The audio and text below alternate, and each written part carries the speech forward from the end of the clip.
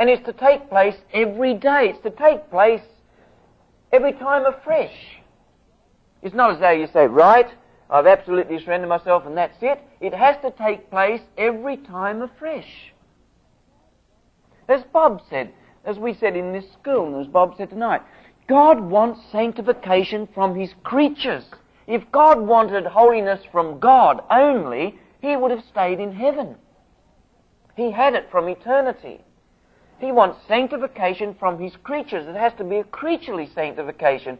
And some of the implications of this type of crucifixion of self theology are absurd. I remember, look, as Bob mentioned, I was president of a seminary for 7 years of young folk. And look, 7 years there, if you think I'm a little harsh on it, well then, 7 years in this college situation convinced me forever that this is a pernicious and a devilish and a godless thing. I'll tell you, brothers and sisters, we have even committed Christians to mental institutions because of this type of teaching. They nearly go out of their mind, and some of them do.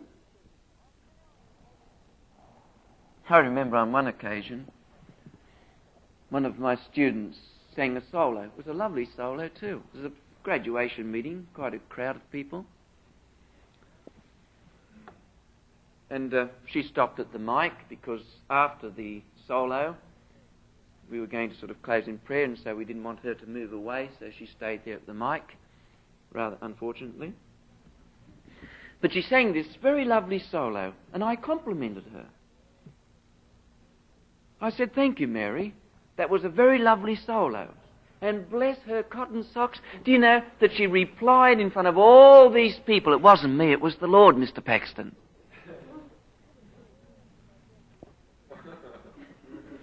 Now, she could have fooled me because I thought the Lord had a male voice for a start. And although it was a very beautiful solo, it wasn't perfect. It was like the 80%. There were a few rough spots. But it was very nice. But it wasn't me, it was the Lord. I used to have students come to me and say, "Mr. Paxton, the Lord has told me to give up Greek."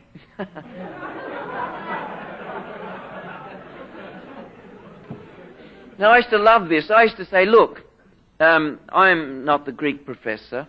You must go and speak to the Greek professor." Now, the Greek professor's been, a friend of mine for years and still is. So I used to ring her up and say, "Oh, Denise, Bill Blogsmith's coming over to tell you the Lord has told him to give up Greek. I want you to tell him that the Lord has told you that he's not to give it up."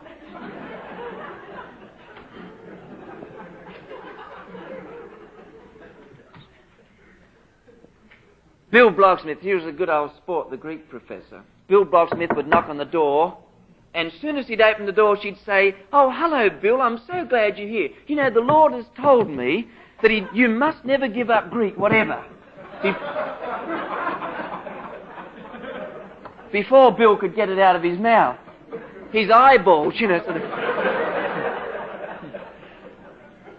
He used to say, "Miss Scott, one of us has got the wrong message." What sort of absurdities can you get into with this type of thing? Really. I remember another lady. She was a frail thing. Knock on my office door, and I opened the door, and there she was.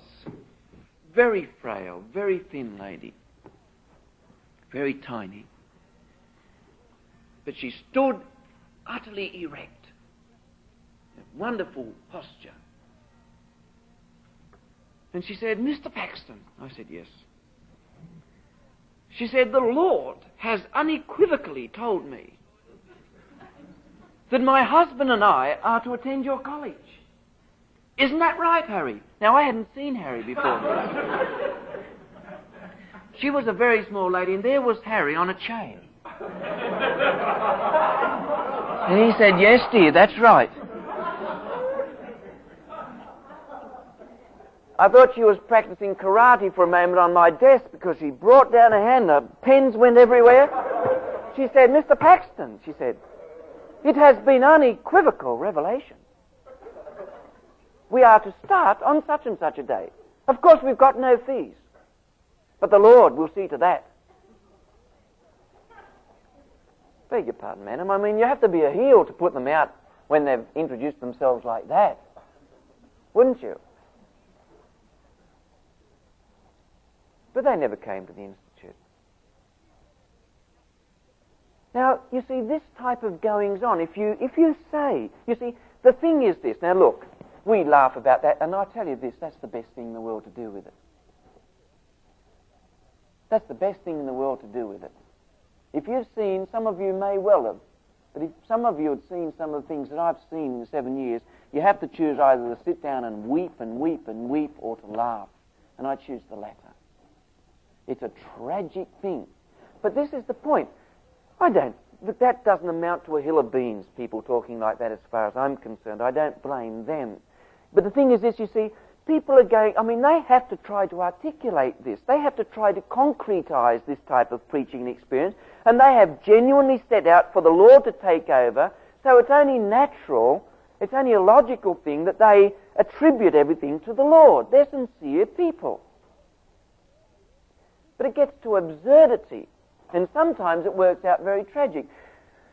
What is amazing at times is the dichotomy that exists between very clever people at times and this type of nonsense. I remember having a friend, an engineering student, a brilliant engineering PhD student.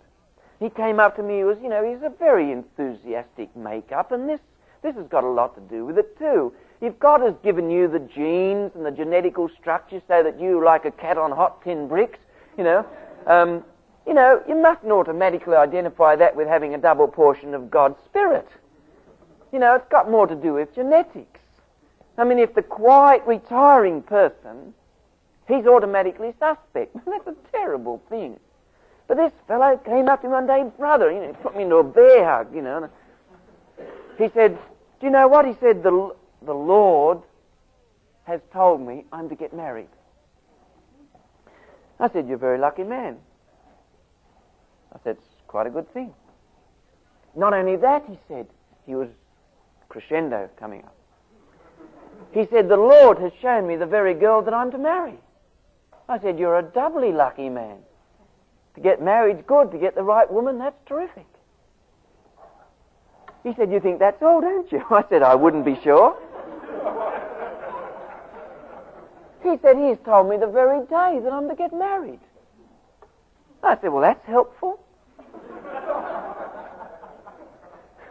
And he pulled up this text in Judah, I can't remember it, something about, I don't know how he worked it out to this day.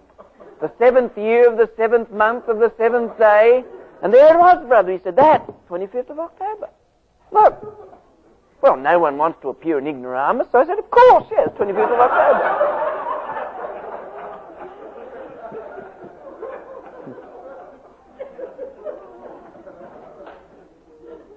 And she was a lovely specimen of femininity. She really was. Lovely little lass. And I'll grant them this. They were married, but to different people.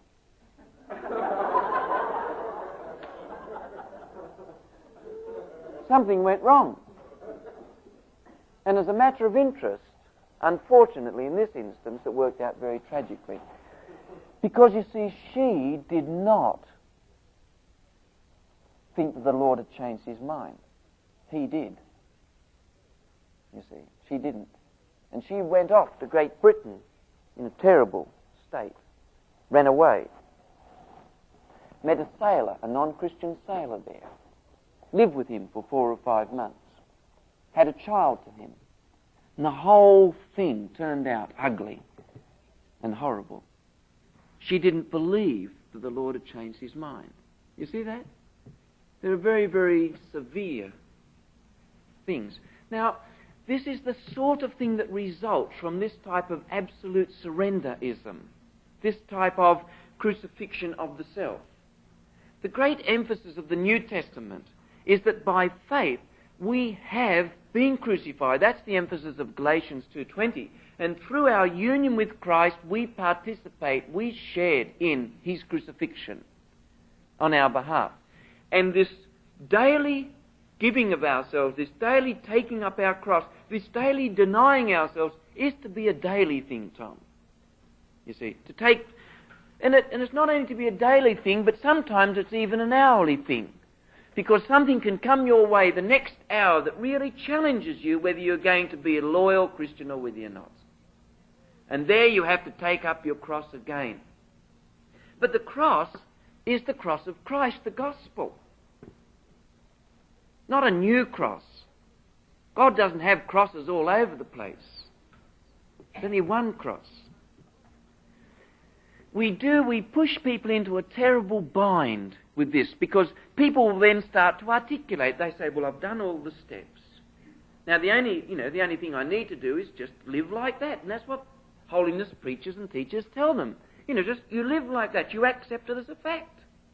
And so they go out and they talk this way. But really there's no substance, no meaning in it. It was like when I first became a Christian. I still laugh at this. It's provided me many a night of hilarity. And this is the sort of thing, now probably you have experienced something like this as well. When I first became a Christian, I came into a fellowship group, jaundice all over me. Just out of the womb. I was looking around, trying to open. I couldn't even focus properly. And I heard in this fellowship group that the great thing was to be like the Lord. Now, we all say that, and that is the great thing. But in the evangelical way that it comes across, it becomes quite distorted. And I used to look around the fellowship. Now, I was very quiet as a newborn babe should be, Let out a squawk every now and then. Embarrass people. But I heard people say, can't you see the Lord in his face? Not me, of course, referring to someone else. I used to look. I remember I was at a missionary slide meeting one night. A returning missionary was showing his 2,400 slides.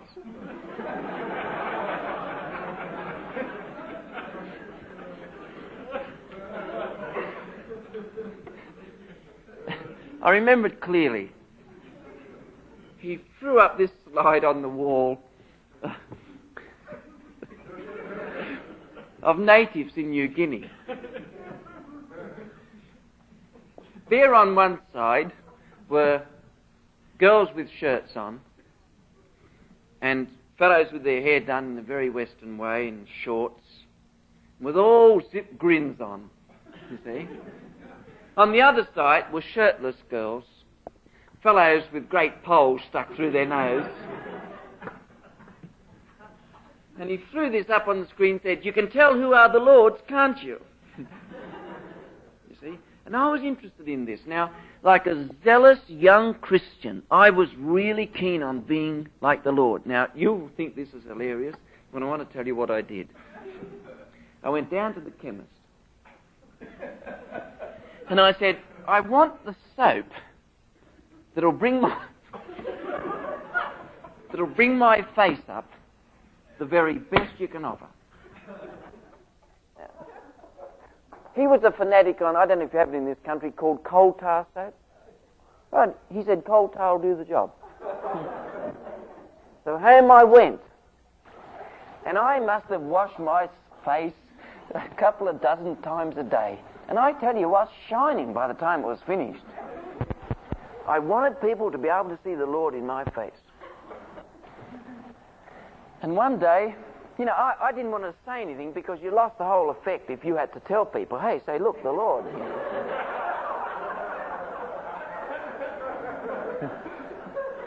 I was going around like a spiritual Fonzarelli,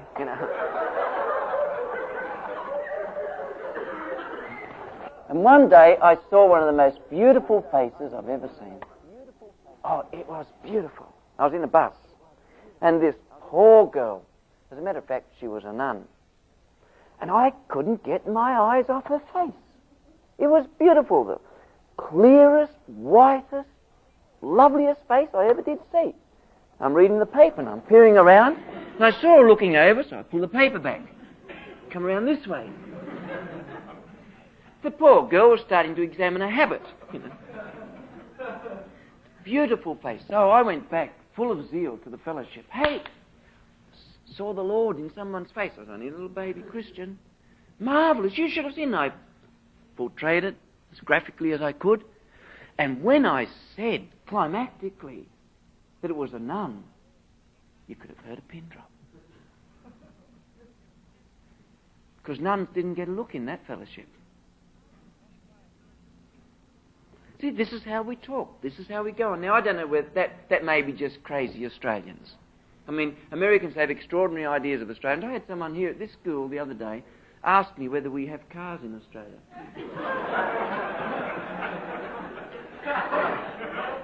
I said, one or two. We're mostly using kangaroos still.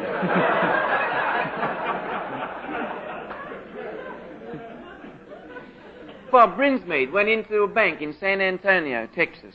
He ran out of money. And he said to the girl opposite the counter, I've got a bank cheque here or something, I want to get some money. And she asked Bob where he came from. And he said, Australia. She said, how long have you been here? He said, I've been here about a month. My, she said, you have picked up the language quickly.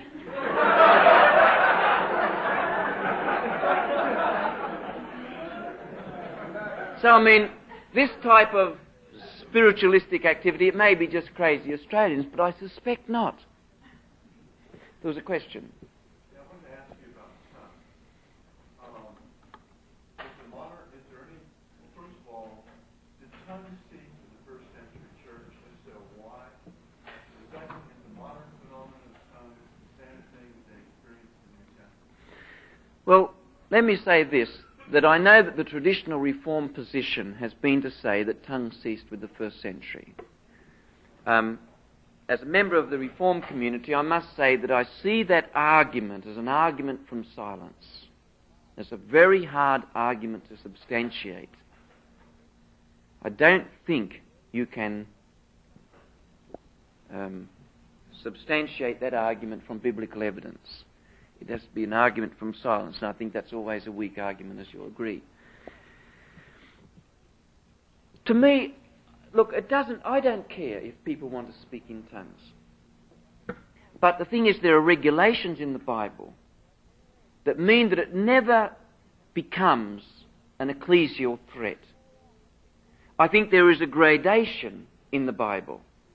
I think Paul doesn't expect everybody to speak in tongues by any means. I think that's obvious, and the charismatics are wrong in expecting everybody. All of the believers have to have all of the gifts. That's utter nonsense, because that defeats the purpose of the whole thing. If you've got all the gifts, you can just sit away in an isolated corner and minister to yourself. Come out playing a flute in one instrument and a trombone the next, and all sorts of things. So that, but there are strict regulations in the writings which I think have to be observed. And I would have no hesitation in disciplining someone in my congregation who didn't observe those regulations.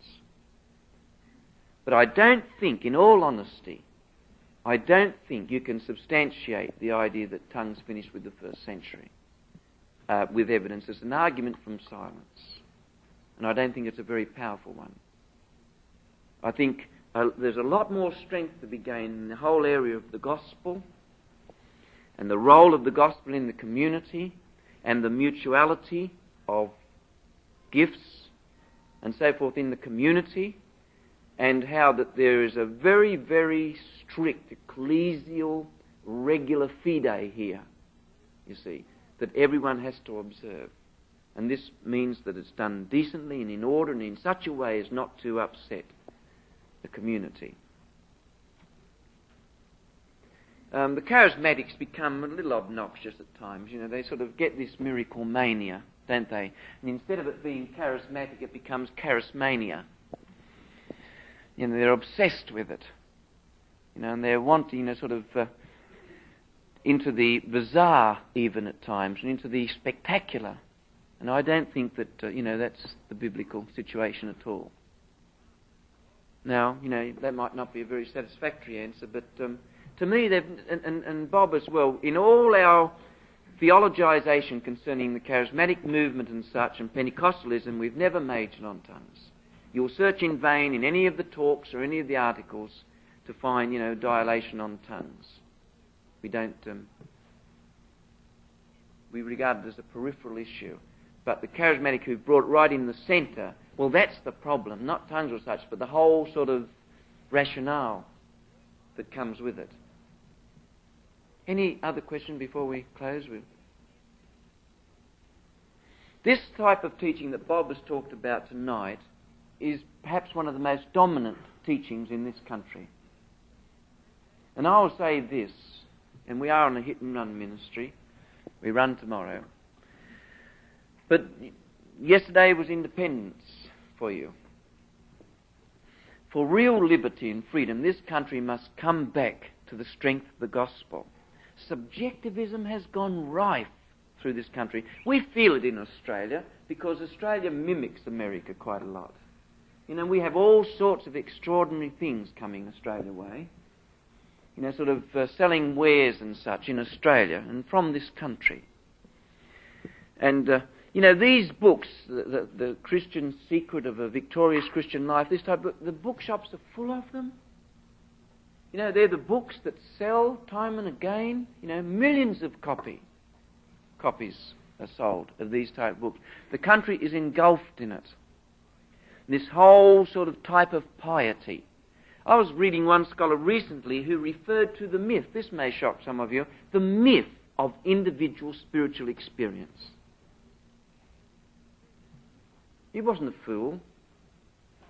The myth of individual spiritual experience. He says the New Testament doesn't know this individualistic pietism that we go on with. There's a corporate reality. And so many of our problems of guidance, and there's another big area where this spooky Christianity really goes riot on guidance. My goodness me, if we had another couple of hours to spare, couldn't we go into some of the hang-ups on guidance? And all the things that go on there because of this spooky type of Christianity, that you can sort of trace the footprints of God in circumstances of daily life. Testimonies is another instance. I'd think there'd be hardly anything more damaging in the evangelical church than the traditional evangelical type of testimony meeting. I don't think they're biblical, and I may as well say it. I don't think they're biblical. It's a Protestant version of the Roman Catholic veneration of the saints. And they're pernicious things because they orient Christians' mind to certain types of experience and such, and they're very arbitrary, and they do great damage. They do great damage in the church. They've wreaked havoc, these foolish, sentimentalistic, ooey-gooey, sort of guruistic sort of testimony meetings, like a huge supermarket, where you lay it all out and get people to come along and study your spiritual entrails. What a terrible type of activity. And that's exactly what it is. I've often said, the internals are not very attractive. And I think, God has done us a great service by putting skin over it. And they should be left there. None of this bringing them out on a tray for the congregation to see. That's no good at all. Now you folk can help fight this by getting into the biblical perspective. And by talking with other Christians, the only way it'll come. Be a bit like the charismatics. Here they've been exemplary, really.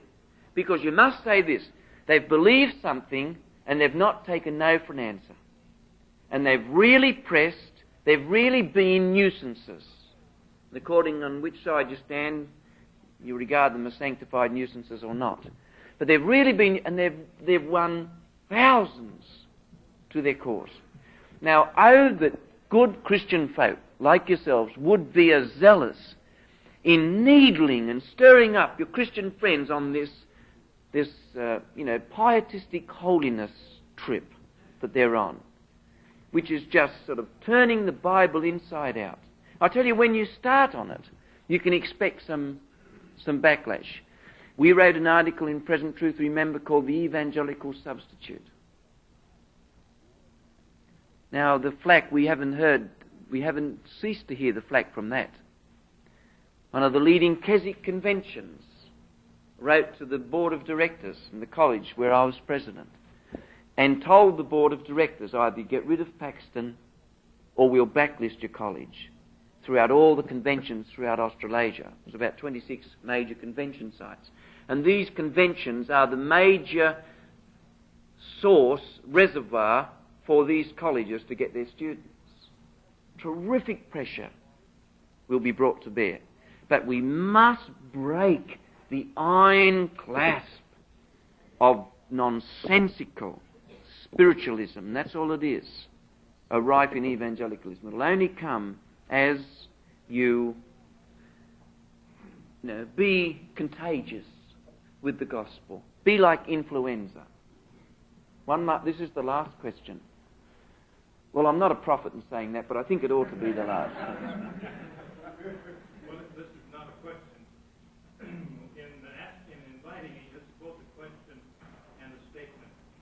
In inviting a gentleman here who is a Lutheran pastor, I talked with him about the mysticism and the canonization of the mystical element in the Roman Catholic Church. And he should have been quite aware of it. And I asked him this question. He was very much sold out on the swallowing charismata, whole hook, line, and sinker, everything. And I said, what will you do in the day that the Roman Catholic Church canonizes every charismatic? What will you do in that day? And he had no answer.